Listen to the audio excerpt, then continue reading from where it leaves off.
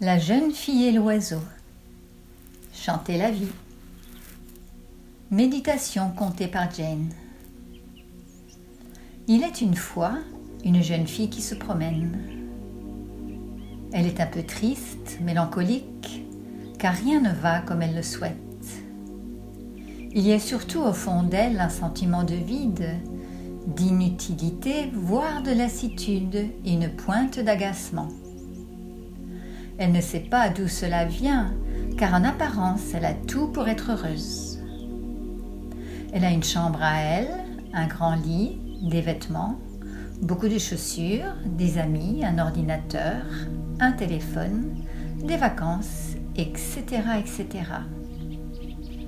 Alors elle marche, mais tout en avançant, elle sent bien qu'elle tourne en rond dans sa vie. Qu'est-ce que je fais ici ? À quoi est-ce que je sers ? C'est quoi le sens de la vie ? À quoi ressemblera ma vie plus tard ? Pourquoi les gens qu'on aime doivent-ils changer, vieillir, mourir ? Pourquoi ne sommes-nous pas éternels ? Et moi, est-ce que je mourrai un jour ? Elle n'ose pas y penser. Que veut dire mourir ? Est-ce que cela veut dire que tout se termine d'un seul coup ?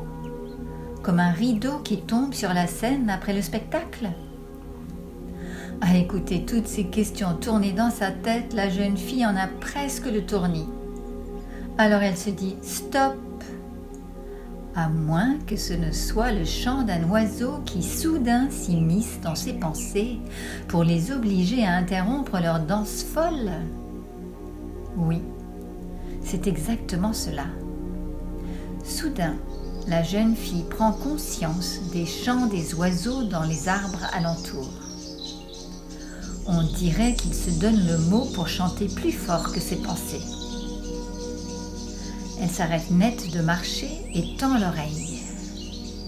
Ce qu'elle entend l'intrigue beaucoup. Les oiseaux semblent avoir une discussion animée, tellement animée que certains, impatients de s'exprimer, parlent en même temps.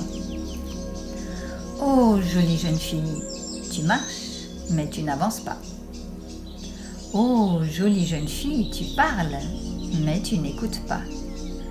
Tu vis, mais es-tu vraiment en vie ? » « Comment ça ?» répond la jeune fille. « Bien sûr que je suis en vie. Cela se voit, non ?»« Oh, jolie fille !» répondent les oiseaux.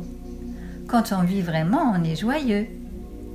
Et nous, on n'est pas sûr d'entendre battre ton cœur joyeusement. » « C'est vrai, » admet la jeune fille, « mais on ne peut pas être joyeux tous les jours. » « Pourquoi pas ?» répondent les oiseaux. « La joie n'est pas comptée. Elle n'est pas une denrée rare, limitée ou périssable. Pour ceux qui savent se mettre au diapason, la joie est présente partout, tout le temps, dans tout. » Se mettre au diapason ? Qu'est-ce que cela veut dire ? Se mettre au diapason, c'est se mettre à l'écoute de ce qui t'entoure. Si tu nous entends aujourd'hui, c'est parce que tu t'es mise au diapason, c'est-à-dire à notre écoute. Tu as bien fait, car nous allons partager avec toi notre philosophie de vie d'oiseau. Dès que tu te réveilles le matin, tu chantes. Ainsi, tu dis au jour qui s'est levé que tu lui es reconnaissante pour sa lumière, car c'est sa lumière qui te permet de voir. Ensuite, tu t'envoles, c'est-à-dire que tu étires loin tes bras vers le ciel. En chantant, tu fais respirer ton cœur et en t'étirant, tu libères ton corps. Tu élargis bien ton cœur et ton corps tous les jours. Non, je n'y ai jamais pensé, dit la jeune fille. Alors essaye, dit un petit oiseau. Tu verras que tes journées seront plus joyeuses. Maintenant, prends-moi dans tes mains et enveloppe-moi de manière à ce que tu sentes battre mon cœur. Oups, ne serre pas trop fort, je suis délicat. La jeune fille prend l'oiseau avec précaution et ressent avec émerveillement battre un minuscule petit cœur sous le doux plumage de l'oiseau. Oh, comme tu es fragile, dit-elle. En apparence seulement, répond l'oiseau. Quand on s'occupe de créer de la joie tous les jours, on ne peut pas être fragile et encore moins triste. Mes activités, c'est chanter, manger, chanter, voler, chanter, dormir, chanter et chanter encore.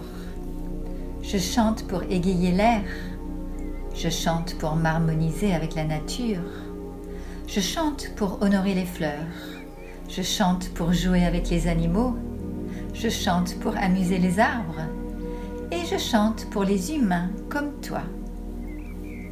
C'est vrai, je t'ai entendu, dit la jeune fille. C'est donc que je me suis mise au diapason de ton cœur? Oui, c'est bien cela, dit l'oiseau, pensif. Et si tu nous apprenais le langage des hommes? Pourquoi faire?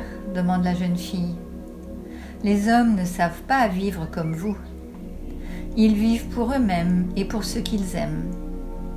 Ils ne vivent pas pour égayer la vie, ou pour honorer les fleurs, ou pour s'harmoniser avec la nature, ou pour amuser les animaux. J'ai une autre idée, dit l'oiseau. Si tu ne peux pas nous apprendre le langage des hommes, et si les hommes ne nous entendent pas toujours, alors montre-leur notre beauté. Montre-leur ce qu'ils ne voient pas.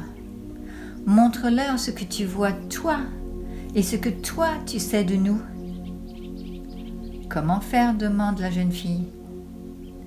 Eh bien, regarde-nous, écoute-nous, aime-nous, parle de nous, montre-nous aux autres, enseigne-leur l'art de nous voir et de nous écouter. En partageant simplement avec les autres ce que tu vois, cela va les toucher quelque part dans leur cœur. Une corde se mettra à vibrer à la manière d'un souvenir lointain oublié. Cela mettra en mouvement la tendresse, la joie, la vie, les larmes, les rires, la légèreté, l'espoir. Je commence à comprendre, dit la jeune fille. C'est cela, être en vie, dit l'oiseau. Tu as compris notre message. Va maintenant vers ton avenir d'un pas léger, car aujourd'hui ton âme a retrouvé ses ailes, et tu pourras t'élever vers le ciel avec ton propre chant, celui qui te fait te sentir vivante, en joie et en vie. À bientôt, jeune fille, pour de nouvelles aventures enchantées.